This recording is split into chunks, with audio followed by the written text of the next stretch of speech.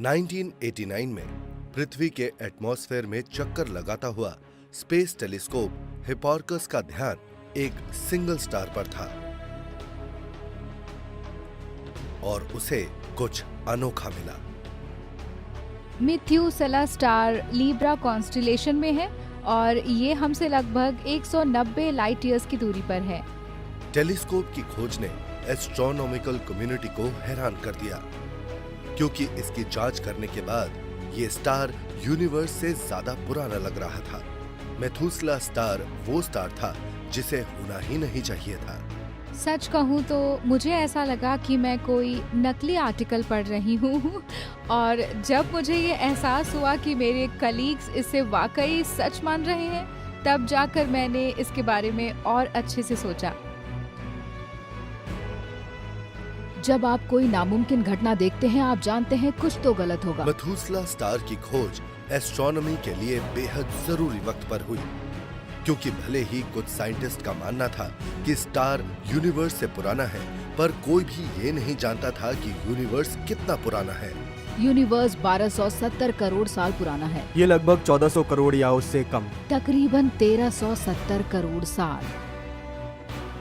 आज भी ये रहस्य कोई सुलझा नहीं पाया है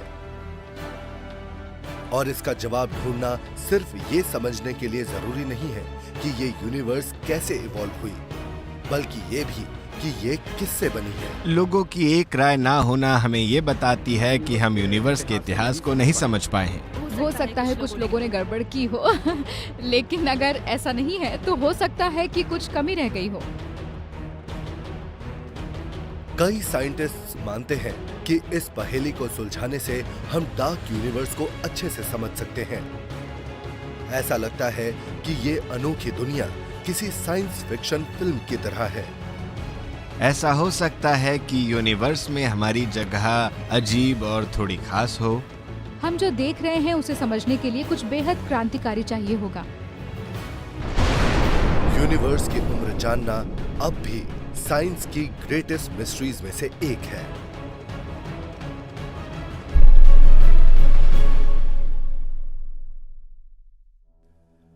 जब हमने पहली बार स्टार्स की तरफ ताज्जुब से देखा, इंसानियत ने सबसे बड़े सवालों में से एक पूछा कि इसकी शुरुआत कैसे हुई। इस विशाल यूनिवर्स का हम बस एक छोटा सा हिस्सा हैं, जिसमें लाखों स्टार्स और गैलेक्सीज हैं। मैं जानना और समझना चाहता हूं कि वहां क्या है।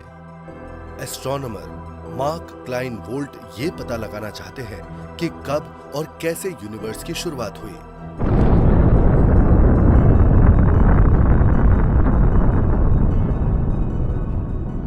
कॉस्मोलॉजी के लिए सबसे अहम ये पता लगाना है कि यूनिवर्स की शुरुआत कैसे और कब हुई। लेकिन ऐसी कोई घड़ी नहीं है जहां हम यूनिवर्स की एज देख सकें। ये कितना पुराना है जानने के लिए आपको मुश्किल काम करने पड़ेंगे। यूनिवर्स की शुरुआत कैसे हुई, ये पहेली सुलझाना आसान नहीं है, क्योंकि आज उसके सिर्फ कुछ ही निशान बाकी हैं। हम एस्ट्रोनॉमर्स टेलीस्कोप के जरिए स्टार्स और गैलेक्सी की रोशनी का इस्तेमाल करके इतिहास जानते हैं, और जितना इतिहास हम जानते हैं उतना ही ये मुश्किल हो जाता है, क्योंकि यूनिवर्स में एक ऐसा वक्त भी था जब कोई स्टार्स नहीं थे। जैसे अब हम इस दीवार की बात करें, ऊपर जाने पर इसमें अंधेरा है। अब हम वहां कुछ नहीं देख सकते, इसलिए एस्ट्रोनॉमर के तौर पर हम बड़े और बेहतर टेलीस्कोप बनाकर यूनिवर्स के अंधेरे हिस्से को देखना चाहते हैं। यहाँ चढ़ना वैसा ही है जैसे शुरुआती यूनिवर्स का पता लगाना। लेकिन ये खोज कई सवालों को पैदा कर रही है, जैसे कि ये किस चीज से बनी है। लोग ये काफी वक्त से करते आ रहे हैं, तो उन लोगों ने हमारे लिए बड़ी जिम्मेदारी छोड़ी है, क्योंकि उन्होंने बहुत आगे की सोची और कुछ नया किया, कुछ ऐसा जो किसी ने नहीं सोचा कि मुमकिन हो सकता है। और मुझे लगता है यही तो साइंस है।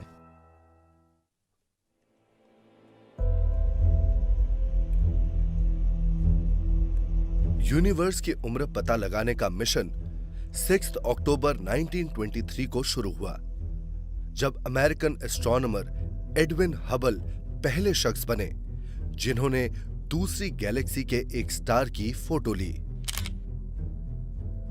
ये बहुत ही शानदार कामयाबी थी और इस नई फोटो का इस्तेमाल करके एडविन हबल को एहसास हुआ कि हमारी गैलेक्सी मिल्की वे अरबों में से एक है जो पूरे यूनिवर्स में मौजूद है।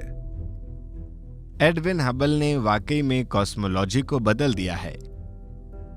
उसके बाद उन्होंने लंबी लंबी दूरियों को नापने की शुरुआत की जो पहले कभी किसी ने नहीं सोची थी। उनके निशान कॉस्मोलॉजी में हर जगह हैं।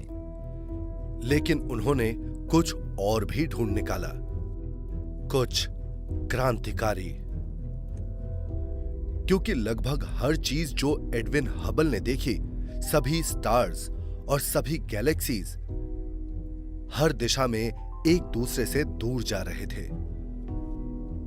कमाल की बात यह है कि इसे सिर्फ ऐसे समझा जा सकता है कि जिस यूनिवर्स में हम रह रहे हैं वो बढ़ रहा है। और अगर यूनिवर्स फैल रहा है तो इसका सिर्फ एक मतलब है।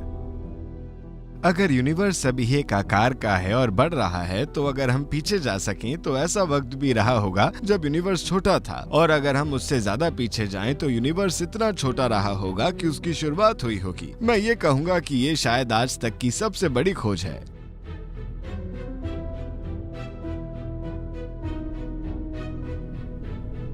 वो यूनिवर्स के जन्म की शुरुआत थी। आज एस्ट्रोनॉमर्स ने इसे नाम दिया है द बिग बैंग।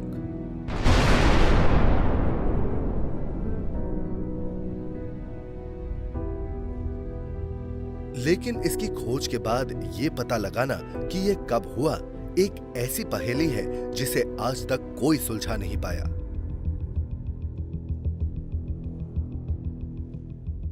क्या आज तुम इसे घुमा लाओगे? हाँ, मैं इसे टहला लाऊंगा। हाँ, बैठो बैठो बैठो। अरे बैठ जाओ। एस्ट्रोनॉमर एडम रीस ने जिंदगी भर दूर के स्टार्स स्टडी किए हैं और 1997 में वो एक बेहद शानदार खोज करने वाले थे। 1997 हमारे लिए बहुत बड़ा साल था। मैं बर्कली में पोस्ट डॉक था। हम शादी के लिए तैयार थे और साथ में ही हमारा काम भी खत्म करना था। तो उस वक्त मानो सब कुछ साथ में ही हो रहा था। हमने जैसे शादी के लिए थोड़ा सा ब्रेक लिया था और फिर शादी के बाद हम हनीमून के लिए वापस कैलिफोर्निया गए और कंप्यूटर में बिजी हो गए। और मैंने कहा हमने पैकिंग करनी है क्योंकि सफर शुरू करना है, और इन्होंने कहा हाँ बस मुझे 10 मिनट दो। मैंने कहा ये बेहद जरूरी ईमेल है और नैन्सी ने शक्ल बनाते हुए कहा हाँ पता है, मुझे बहुत सुनने को मिलेगा। अच्छी बात यह है कि मैं 25 साल पहले आए उस ईमेल की बात करके कहता हूँ वो बेहद जरूरी ईमेल था। एडम का ईमेल बेहद जरूरी था क्योंकि उसने यूनिवर्स की हमारी समझ को बदल कर रख दिया। एस्ट्रोनॉमी में हर दिन हम किसी बड़ी खोज के होने का इंतजार नहीं करते, बिल्कुल नहीं। उससे वाकई सब लोग चौंक गए थे। एडम उस टीम में थे जो विस्फोट होते स्टार्स पर रिसर्च करते थे, जिसे सुपरनोवा कहते हैं। और ये आसमान की सबसे ज्यादा चमकदार चीज है। हमारी टीम आसपास के सुपरनोवा को देखने और स्टडी करने में माहिर थी, जिससे पता लग सके कि ये यूनिवर्स कितनी तेजी से बढ़ रहा था। इसलिए हम ये देखना चाहते थे कि पहले के वक्त में ये कितनी तेजी से बढ़ रहा था। और इतिहास में देखने के लिए एडम और उनकी टीम ने यूनिवर्स के दूर छोर पर सुपरनोवा की तलाश की, और उन्हें जो मिला उस पर यकीन करना नामुमकिन था। एडविन हबल को लगा था कि इसकी फैलने की रफ्तार धीमी हो रही थी, जैसे विस्फोट के बाद धूल बैठती है, और लगभग 100 सालों तक बाकी सबको भी लगा कि वो सही थे। कई दशकों के काम यानी कि हबल के जमाने तक सबने ये दिखाया था कि यूनिवर्स बढ़ रहा है और इस यूनिवर्स में सभी मैटर की ग्रेविटी इसे धीमा करेगा, इसे खींचेगा बिग बैंग के विस्फोट के बाद। लेकिन एडम की रिसर्च अलग कहानी बता रही थी।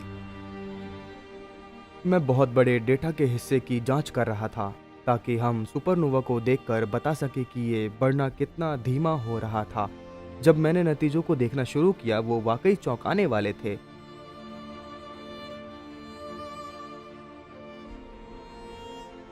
न वो बहुत ज़्यादा धीमा हो रहा था ना बहुत ही कम, वो असल में बहुत तेज़ हो रहा था। ऐसा लगा जैसे कि यूनिवर्स की स्पीड बढ़ रही है और इस बारे में उस वक्त किसी ने सोचा ही नहीं था। जो आपको मिलता है और आपकी उम्मीद से अलग हो, हैरानी तो होगी ही। मेरा मतलब मैथमेटिकली इसमें सिर्फ साइन बदलता है, लेकिन फिजिक्स की बात करें तो सब बदल जाता है। एडम का मानना था कि यूनिवर्स का फैलना हैरानी के साथ तेज हो रहा था।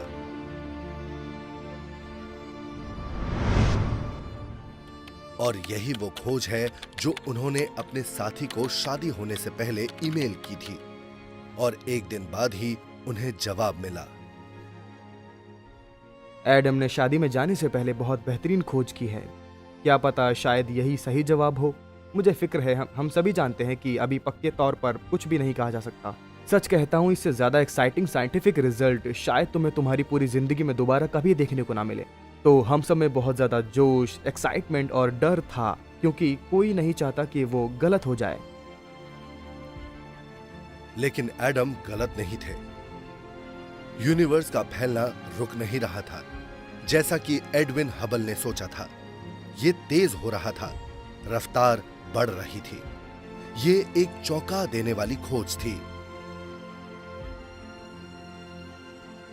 ये जानकर कि ये कितनी तेजी से फैल रहा था, एडम को लगा कि वो इसकी शुरुआत का अंदाजा लगा सकते हैं।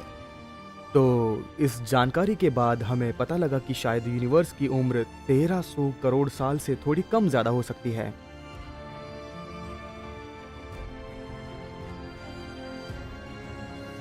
सन 1923 में एस्ट्रोनॉमर एडविन हबल ने दूसरे गैलेक्सी के स्टार की फोटो ली और पता लगाया कि यूनिवर्स फैल रहा है। और अगर यह फैल रहा था तो जाहिर है इसकी शुरुआत हुई होगी एक बिग बैंग से। करीब 100 साल बाद सुपरनोवास के ऑब्जर्वेशंस का इस्तेमाल करके एडम और उनकी टीम ने कैलकुलेट किया कि यह कब हुआ और उन्होंने यूनिवर्स की उम्र 1300 करोड़ साल बताई थी। लेकिन तब एस्ट्रोनॉमर्स ने एक प्राचीन स्टार खोज निकाला, एक स्टार जो कि यूनिवर्स से ज्यादा पुराना लग रहा था।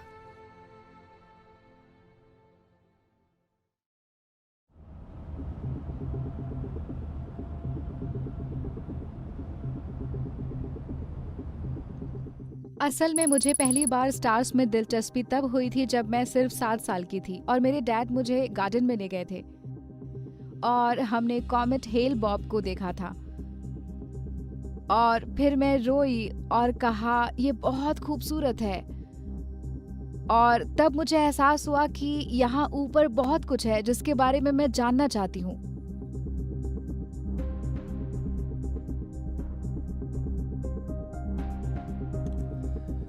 स्टेलर आर्कियोलॉजिस्ट एमा चैपमैन प्राचीन स्टार्स की लाइफस्टाइल का पता लगाती है, कुछ ऐसा जिसकी शुरुआत स्टेलर नर्सरीज या नेबुला में हुई। हम यहाँ जो देख रहे हैं वो एक नेबुला है, मतलब स्टार्स के पैदा होने की जगह। और असल में वो बस बहुत ज्यादा गैस और धूल है। आप यहाँ पर पीले बादल जैसा कुछ देख सकते हैं और यहाँ पर एक नीला बुलबुला देख सकते हैं और यहाँ पर आप एक स्टार को बनते हुए देख सकते हैं। और ये ज्यादा सफाई से नहीं बन रहा, ये आसमान में बस स्टार्स ही नहीं है, ये अकेले पड़े स्टार्स हैं जिनके आसपास का माहौल धूल से भरा हुआ है।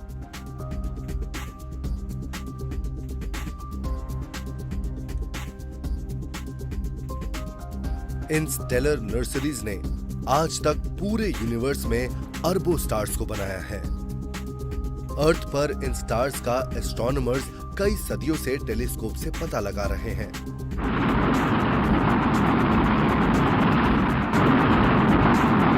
लेकिन 1989 में एस्ट्रोनॉमी में सही नाप लेने के लिए पहला स्पेस टेलीस्कोप लॉन्च हुआ, जिसका नाम हिपार्कस था और उसने न सिर्फ स्टार्स का बेहद सटीक तरीके से पता लगाया, बल्कि उसके इकट्ठा किए हुए डेटा से रिसर्चर्स ने स्टार्स की उम्र का पता लगाया और इससे कुछ अनोखा पता लगा।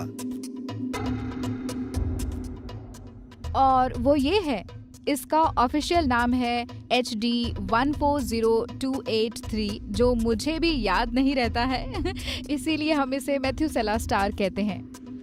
मैथ्यूसेला स्टार लिब्रा कॉन्स्टेलेशन में है और ये लगभग 190 लाइट ईयर्स की दूरी पर है। ये एक आर्टिस्ट ने बनाया है। देख सकते हैं ये एक येलो सब जायंट है। ये काफी हद तक हमारे सन की तरह है। ये ज्यादा बड़ा नहीं है, न ज्यादा छोटा है, ना ही ये कोई खास स्टार है। लेकिन ये साधारण दिखने वाला स्टार अपने अंदर एक राज छुपाए बैठा था।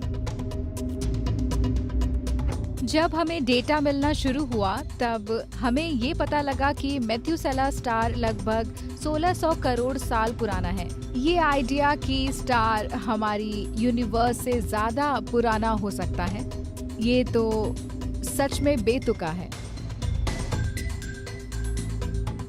खुद भी मुझे लगा कि जैसे मैं कोई नकली आर्टिकल पढ़ रही हूँ और जब मुझे ये एहसास हुआ कि मेरे कलीग्स इसे वाकई सच मान रहे हैं, तब मैंने इसके बारे में सोचना शुरू किया।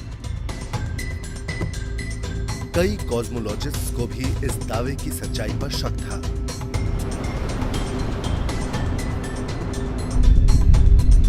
तो जब हबल स्पेस टेलीस्कोप ने काम करना शुरू किया, उसे मेथुसेला की उम्र साबित करनी थी। जब हबल टेलीस्कोप ने मैथ्यूसेला स्टार को देखना शुरू किया, हम उसके बाद के ऑब्जर्वेशंस को देखकर ये बता सकते हैं कि ये एस्ट्रोनॉमिकल कम्युनिटी के लिए कितनी बड़ी बात थी। 8 सालों में मैथ्यूसेला स्टार के 11 ऑब्जर्वेशंस हुए थे। अब इसकी अहमियत समझने के लिए एक टेलीस्कोप से ऑब्जर्वेशन करने में बहुत वक्त और साथ ही बहुत पैसा लगता है, और इतने वक्त में ये कर पाना किसी लॉटरी लगने से कम नहीं है, और 11 ऑब्जर्वेशंस करना हैरान करने वाली बात है। नए ऑब्जर्वेशंस ने मेथुसेला स्टार की उम्र कम कर दी। अब ये 16 से 14.5 करोड़ साल का हो गया, लेकिन ये अब भी एडम रीस की बिग बैंग की तारीख से 100 करोड़ साल ज्यादा था। दोनों में से किसी एक को गलत होना था। हमें ये पता लगाना था, या तो यूनिवर्स हमारी सोच से ज्यादा पुराना था या फिर स्टार हमारी सोच से नया था। ये बहुत बड़ी बात थी, क्योंकि इसका मतलब ये था कि हमारे सभी मॉडल्स, हमारी सारी जानकारी यूनिवर्स के एज के बारे में बिल्कुल गलत थी। 100 साल से भी पहले एडविन हबल को पता लगा कि यूनिवर्स फैल रहा है, जिससे ये एहसास हुआ कि इसकी शुरुआत हुई होगी एक बिग बैंग से। लेकिन ये कब हुआ, ये साइंस की ग्रेटेस्ट मिस्ट्रीज में से एक है।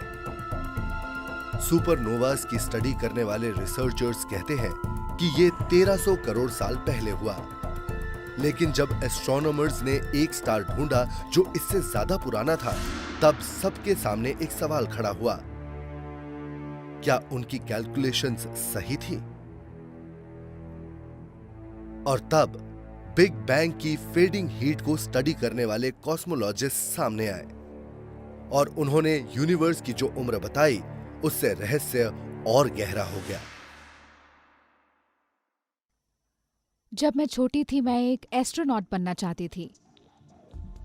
मेरा बचपन श्रीलंका में बीता, जहाँ काले खूबसूरत आसमान होते हैं और आप स्टार्स में खो जाते हैं, और वक्त के साथ वो जुनून ये जानने की चाहत में बदल गया कि यूनिवर्स इस तरह क्यों है, ऐसे काम क्यों करता है, यूनिवर्स की शुरुआत कैसे हुई और इसका आगे क्या होने वाला है। ये दुनिया का सबसे बड़ा रहस्य है और मैं इसे जानना चाहती हूँ। कॉस्मोलॉजिस्ट हिरण्या पेरेस यूनिवर्स के शुरुआती सालों की छानबीन करती हैं। लेकिन वो लम्हा जब यूनिवर्स बना था, दोबारा नहीं देखा जा सकता। तो ये पता लगाने के लिए कि क्या और कब हुआ था, वो बिग बैंग की फेडिंग हीट स्टडी करती हैं। परेशानी ये है कि ये इतना प्राचीन है कि इसका पता नहीं लगता। वक्त के साथ इस बिग बैंग की बची हुई गर्मी बहुत ठंडी हो चुकी है।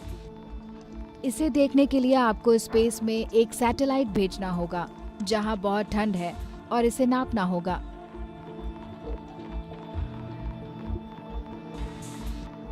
2003 में नासा प्रोब के पृथ्वी पर डेटा भेजने के बाद साइंटिस्ट ने पहली बार हल्की गर्मी की एक तस्वीर देखी थी। जब हमने पहली बार डेटा देखा वो बहुत गजब का था। बिग बैंग की बची हुई गर्मी की तस्वीर साफ देखना बहुत ही शानदार था। बिग बैंग के इस बची हुई रोशनी का नाम है द कॉस्मिक माइक्रोवेव बैकग्राउंड। तो ये कॉस्मिक माइक्रोवेव बैकग्राउंड का एक मैप है। आप पूरे आसमान को लेकर इसका एक एलिप्सॉइडल प्रोजेक्शन बना देते हैं।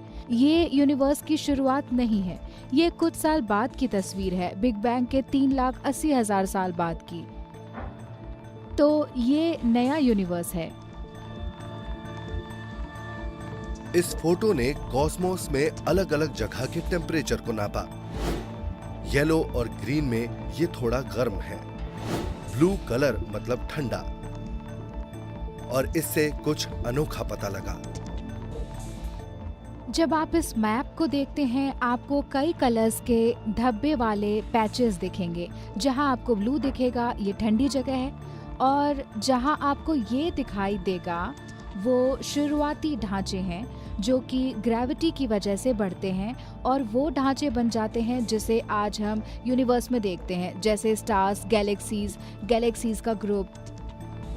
कॉस्मिक माइक्रोवेव बैकग्राउंड ने एस्ट्रोनॉमर्स को दिखाया कि गैलेक्सीज, स्टार्स और प्लैनेट्स पहले उन ब्लू इलाकों में बने थे जहां यूनिवर्स जल्दी ठंडा हुआ था। लेकिन इसमें एक और राज छुपा हुआ था, एक राज जिससे वो यूनिवर्स की उम्र का पता लगा सकते थे।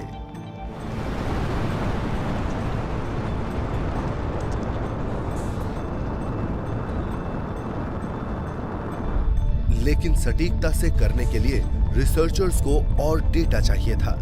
तो 2009 में प्लांक स्पेस प्रोब लॉन्च हुआ।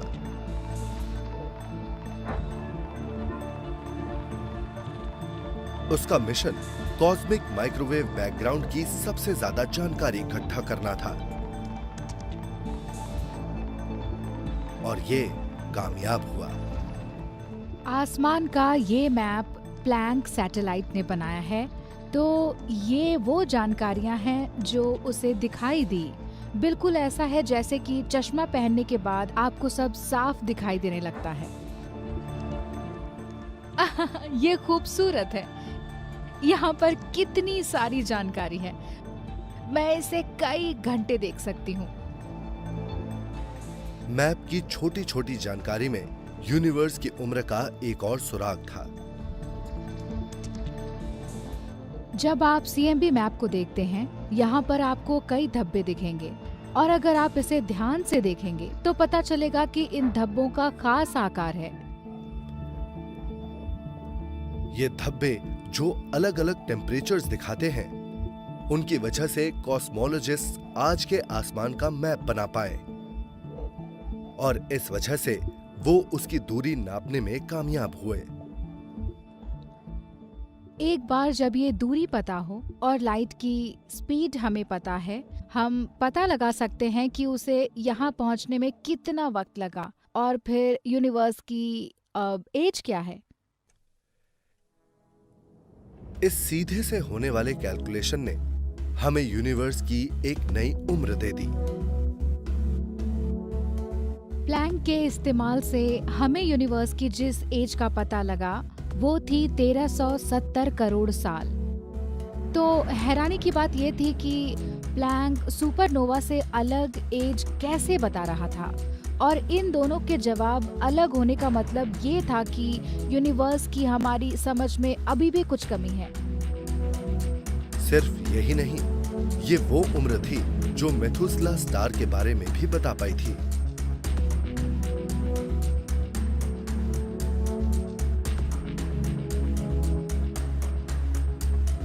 बिग बैंग की कम होती गर्मी ने कई अहम सुराग दिए हैं कि पहले स्टार्स और गैलेक्सीज कैसे बने थे। लेकिन इसमें एक और राज छुपा था, यूनिवर्स की उम्र पता करने का नया तरीका। परेशानी ये थी कि नई उम्र उससे बिल्कुल अलग थी जो सुपरनोवास के इस्तेमाल से मिली थी। और मेथुसेला स्टार का राज, वो स्टार जो दोनों कैलकुलेशन से भी ज्यादा पुराना था, अब भी सुलझा नहीं था। किसी को तो पीछे हटना था। जब मेथुसेला स्टार की खोज पहली बार हुई तो वो यूनिवर्स से भी करोड़ों साल पुराना लग रहा था। लेकिन और ऑब्जर्वेशन के बाद पता लगा कि ये उतना पुराना नहीं है। ये वाली पहेली तो सुलझ चुकी है, लेकिन अब भी दो अलग अलग थ्योरीज थी जिनमें अब भी करोड़ों साल का फर्क था।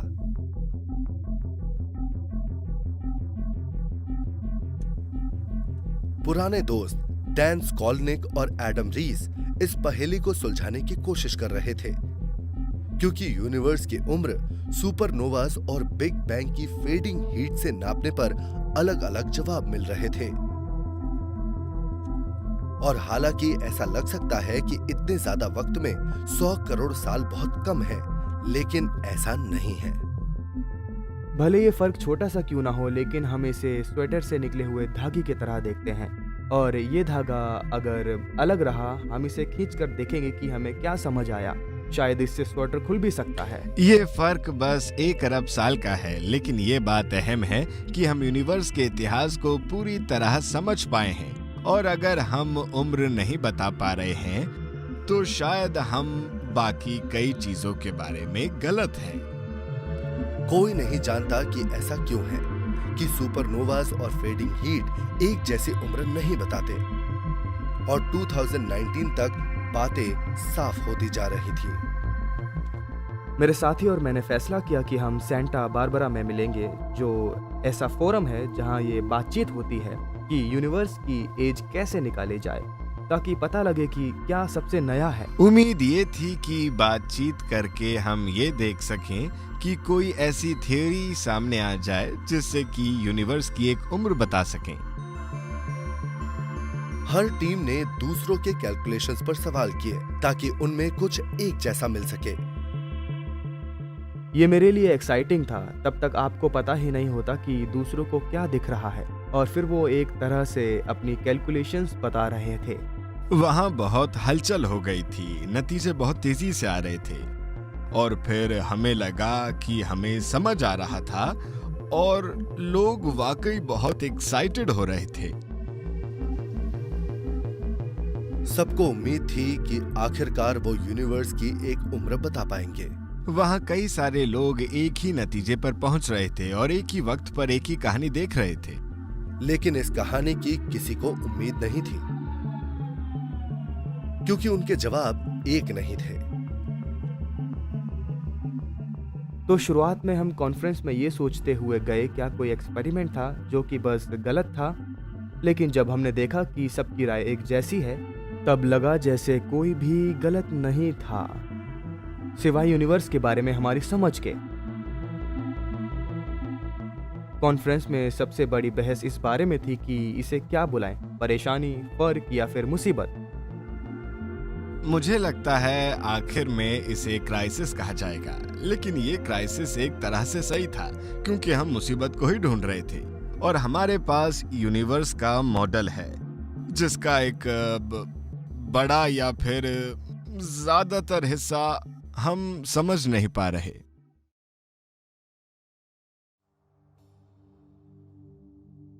2019 तक यूनिवर्स के उम्र की पहेली अब तक अनसुलझी थी। रिसर्चर्स जो सुपरनोवा और बिग बैंग के फेडिंग हीट पर काम कर रहे थे, उन्होंने अपनी कैलकुलेशंस जांची और वो दोनों सही लगे। लेकिन वो माने नहीं।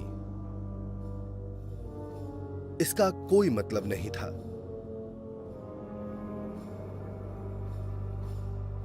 हालांकि कुछ लोगों का मानना है कि एक नया आइडिया है जो सब जवाब दे सकता है।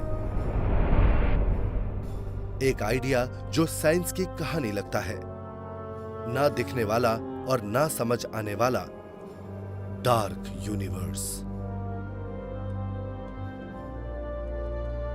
1997 में एडम रीस ने पता लगाया कि यूनिवर्स जिस तेजी से फैल रहा है उसका किसी को एहसास नहीं है, लेकिन वजह कोई नहीं जानता। यूनिवर्स की स्पीड को बढ़ता देखकर हमें पता था, सबको पता था कि आमतौर पर ग्रेविटी ऐसा नहीं करती है और इसकी वजह जरूर कुछ और होगी। एडम ने कहा कि कोई नई फोर्स रफ्तार को बढ़ा रही है और उन्होंने इसे डार्क एनर्जी कहा। आम तौर पर ग्रेविटी स्पेस को ऐसे मोड़ती है कि वो चीजों को पास खींचता है। डार्क एनर्जी अलग काम करती है।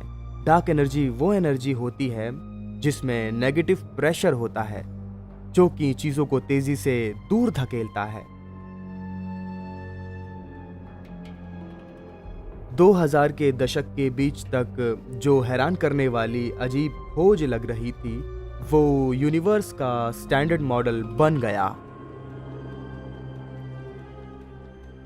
एडम को इस खोज के लिए नोबेल प्राइज मिला, लेकिन ना ही वो ना कोई और डार्क एनर्जी को सीधे सीधे ढूंढ पाया और कोई नहीं जानता कि क्या कॉस्मोस में ये हमेशा रहती है। हम ये नहीं जानते कि क्या डार्क एनर्जी यूनिवर्स में हमेशा मौजूद रहती है, क्या वो हमेशा से यहीं थी, बस किसी चीज का इंतजार करते हुए, या फिर डार्क एनर्जी कुछ देर रहती है। तो आज हम ये कह सकते हैं कि लगभग 70% यूनिवर्स इस डार्क एनर्जी के रूप में है, लेकिन हम इस डार्क एनर्जी की फिजिक्स अभी तक पूरी तरह समझ नहीं पाए हैं।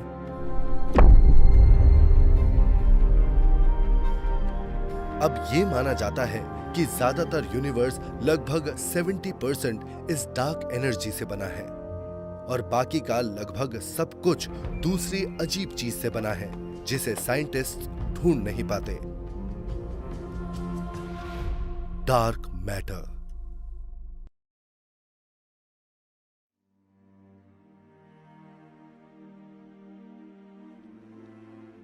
मैं कहूंगी डार्क मैटर कुदरत की ग्रेटेस्ट मिस्ट्रीज में से एक है, लेकिन हम नहीं जानते कि ये क्या है और इसलिए ये दिलचस्प है। ये ब्लैक होल्स हो सकते हैं या फिर ये कम रोशनी वाले स्टार्स होंगे जो दिखते नहीं, या फिर कोई नया पार्टिकल हो सकता है जिसकी पहचान न हुई हो। डार्क मैटर बहुत अजीब है, साइंटिस्ट इसका पता नहीं लगा पाते, इसीलिए उन्हें नहीं पता कि असल में ये क्या है, लेकिन इसके असर को देखकर वो अंदाजा लगा सकते हैं कि हमारे बीच ये कितनी है। क्योंकि इसमें मास है, इसमें ग्रेविटेशनल पुल भी होगा।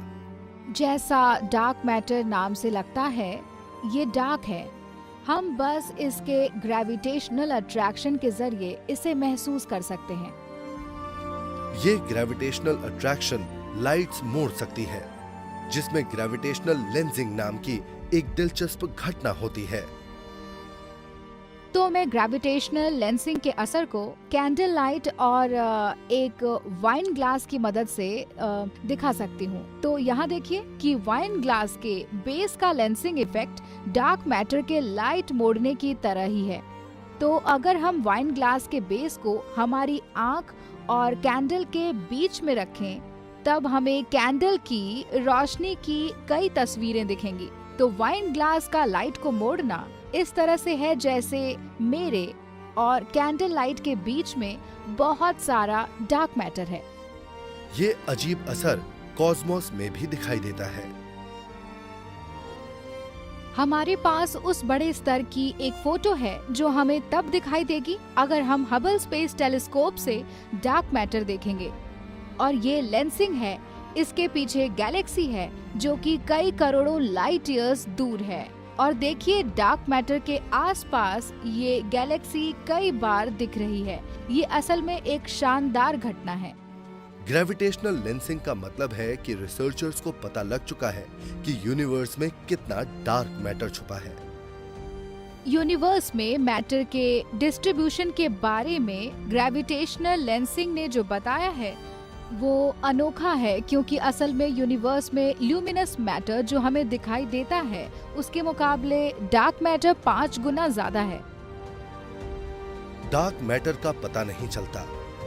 साइंटिस्ट सिर्फ हमारे आसपास की स्टार्स और गैलेक्सीज पर इसका असर देख सकते हैं और उन्हें पता चला कि ये दिखाई देने वाले मैटर पर हावी है। लेकिन डार्क एनर्जी की तरह यूनिवर्स की उम्र पर इसका असर अब भी एक पहेली है जो अब तक अनसुलझी है। स्कॉटलैंड की एस्ट्रोनॉमर रॉयल कैथरीन हेमंस मानती हैं कि यूनिवर्स के ऑब्जर्वेशंस एक उम्र नहीं बता पा रहे हैं क्योंकि उनके मैथमेटिकल मॉडल सही नहीं है। उन्हें लगता है कि हम अब भी डार्क यूनिवर्स के बारे में नहीं समझते। हमारे पास यूनिवर्स की जो जानकारी है वो ये बताती है कि यूनिवर्स कैसा दिखता था बिग बैंग के बाद, और उस डेटा से हम एक मॉडल बना सकते हैं कि आज के वक्त यूनिवर्स कैसा दिखना चाहिए। लेकिन हमें पता लग रहा है कि हम जो यूनिवर्स देख रहे हैं वो हमारी उम्मीद से अलग है, और हम जो आज यूनिवर्स देख रहे हैं उसे पूरी तरह से नहीं समझ सकते, जिसका मतलब है हम यकीन से नहीं कह सकते कि वो कितना पुराना है। इसका कोई मतलब नहीं है। कैथरीन को लगता है कि हालांकि रिसर्चर्स ने कैलकुलेट कर लिया है कि डार्क यूनिवर्स कितना है, उन्हें इसके असर का अंदाजा नहीं है। हमें पता है कि हम किस चीज से बने हैं। पृथ्वी, मून, सन, हमें यूनिवर्स में जो दिखाई देता है वो 5% से भी कम है, बाकी डार्क है। सिर्फ 2 चीज, डार्क मैटर और डार्क एनर्जी। डार्क मैटर ये असल में वो बड़ी ग्रेविटेशनल चीज है जो हमारे यूनिवर्स में हर चीज को इकट्ठा रखती है, और फिर इसका शैतान जुड़वा डार्क एनर्जी, इसकी वजह से हमारे यूनिवर्स का बढ़ना तेज हो रहा है। ये हमारी 3 अहम चीजें हैं और हम इसका सिर्फ 5% समझते हैं। तो कह सकते हैं ये साइंस की बड़ी नाकामयाबी है। हम 95% यूनिवर्स को नहीं समझते, लेकिन मैं इसे एक बड़ी चुनौती समझती हूँ, क्योंकि अगर हम इसे समझ सकें तो उम्मीद है कि हमारे आसपास की सभी चीजों की समझ को ये वाकई बदल देगा। डार्क मैटर यूनिवर्स पर क्या असर डालेगा, ये समझने की कोशिश के लिए कैथरीन छानबीन करेगी कि बिग बैंग के बाद क्या बदला है। तो ये डार्क मैटर का मैप है जो आसमान में फैला है। जहाँ पर चमकते हुए धब्बे हैं वहीं पर डार्क मैटर बहुत ज्यादा है, और जहाँ ये कलर्स गहरे होते जाते हैं वहाँ पर वो खाली जगह है जहाँ पर हमारे यूनिवर्स में बहुत कम डार्क मैटर है। और हमें जो मिला है हमें इसकी बिल्कुल उम्मीद नहीं थी। हम गुच्छे और खाली जगह देख सकते हैं, हमें कॉस्मिक जाल जैसा ढांचा दिख रहा है, लेकिन हमें इसकी बिल्कुल उम्मीद नहीं थी। जो हमें अभी दिखना चाहिए था उसके मुकाबले तो ये काफी ज्यादा चिकना है, और ये परेशानी की बात है क्योंकि डार्क मैटर के ढांचे बनने में वक्त लगता है। कैथरीन ने डार्क मैटर के मैप को बनाने और बेहतर करने में दशकों लगा दिए। तो पिछले 25 सालों में मैं हमारे यूनिवर्स के डार्क मैटर का मैप बनाने का काम कर रही हूँ। ये हमारे नॉर्थ का मैप है, हमने साउथ का मैप भी बनाया है, और हालांकि ये डार्क मैटर का सबसे बड़ा मैप है जिससे हम बना पाए हैं, लेकिन आसमान का ये बहुत छोटा सा हिस्सा है। तो शायद हम बदकिस्मत हों या ये यूनिवर्स का बस अजीब सा हिस्सा हो जिसे हमने देखा हो, लेकिन हमें इसकी उम्मीद बिल्कुल नहीं थी। और क्योंकि ये बहुत चिकना है, ये बताता है कि हमारा यूनिवर्स हमने जो सोचा था उससे काफी नया है। अभी तक कैथरीन नहीं जानती कि ये कितना नया है, लेकिन उनका काम जारी है। एस्ट्रोनॉमर्स को पता लगा है कि डार्क मैटर जितना थ्योरीज बताती है उससे ज्यादा बराबरी से फैला है, जिससे कॉस्मोस का रहस्य बढ़ गया। कुछ लोग सोचते हैं कि दशकों लग जाएंगे डार्क यूनिवर्स को पूरी तरह से समझने से पहले, लेकिन दूसरे साइंटिस्ट्स नए तरीके ढूंढ रहे हैं ताकि पता लगा सके कि बिग बैंग कब हुआ।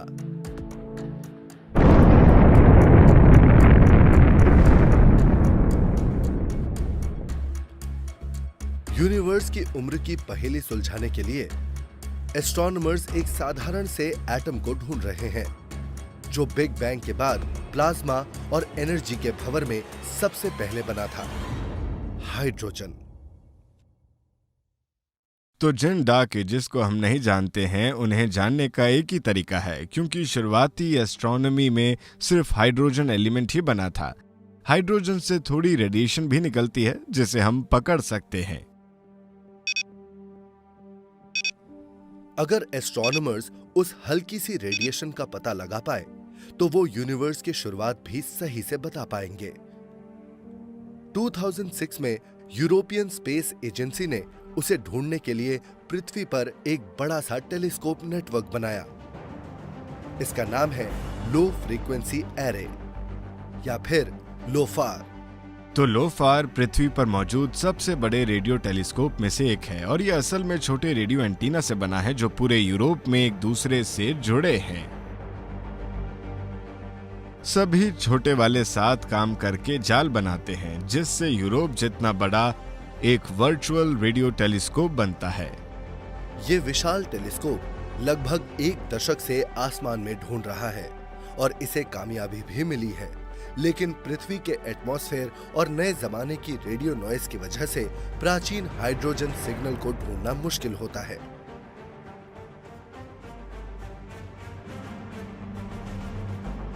इसे ढूंढने की सबसे बेहतरीन जगह वो होगी जहां रेडियो का शोर ना हो।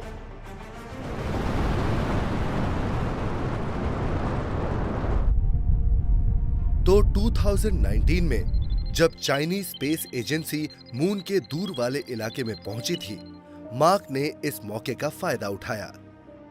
चाइनीज टीम ने हमें उस सैटेलाइट पर एक रेडियो टेलीस्कोप लगाने की इजाजत दी ताकि हम डार्क एजेस के सिग्नल को पहली बार नापने की कोशिश कर सकें। हम जो कर रहे हैं वो बहुत ही एक्साइटिंग साइंस है। ये एक नई पहल है। ये उस चीज को ढूंढना है जिसको हमने पहले कभी नहीं ढूंढा।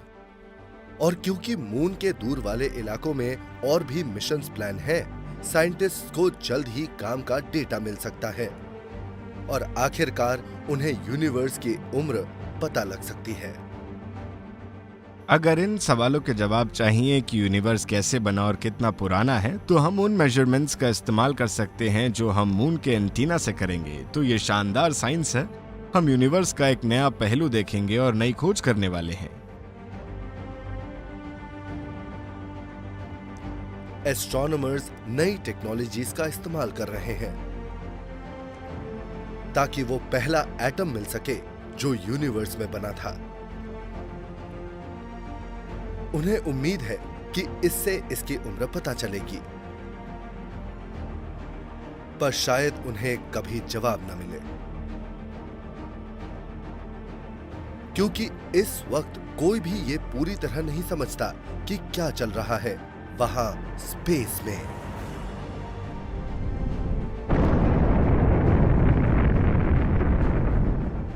यूनिवर्स की उम्र साइंस की बहुत बड़ी अनसुलझी मिस्ट्रीज में से एक है। जो रिसर्चर्स बिग बैंग की फेडिंग हीट स्टडी कर रहे हैं, वो सुपरनोवाज वालों से 100 करोड़ साल ज्यादा बताते हैं और ये फर्क मायने रखता है। यूनिवर्स के बारे में अभी भी कुछ ऐसा है जो हम नहीं जानते। हालांकि ये 13 अरब साल में से सिर्फ 1 साल का ही फर्क है। इसका मतलब है कि हमारे यूनिवर्स की समझ और मॉडल अभी पूरी नहीं हुई है। हम अपनी शुरुआत से लेकर आखिर तक पूरी कहानी नहीं बता पा रहे हैं ताकि हम सबकी राय एक हो सकता है कि यूनिवर्स जितना हमने सोचा उससे ज्यादा दिलचस्प हो सकता है कि हमें एक नए तरह का पार्टिकल चाहिए, या फिर यूनिवर्स बहुत तेजी के साथ आगे बढ़ा हो, या हो सकता है कि कुछ नया हो जो हमसे छूट गया हो। अगर हमसे कुछ छूट गया है तो हमारे फिजिक्स के लॉज की समझ ठीक नहीं हो सकती है।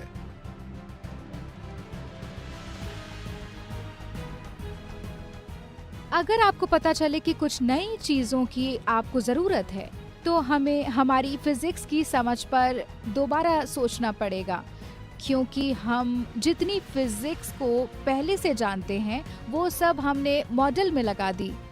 ये बहुत बड़ी खोज हो सकती है। हमने डार्क मैटर और डार्क एनर्जी को ढूंढा ताकि ऑब्जर्वेशन समझा सके, लेकिन वो अधूरा है। शायद हमें कुछ बेहद क्रांतिकारी चाहिए होगा ताकि जो हम देख रहे हैं उसे समझा सकें।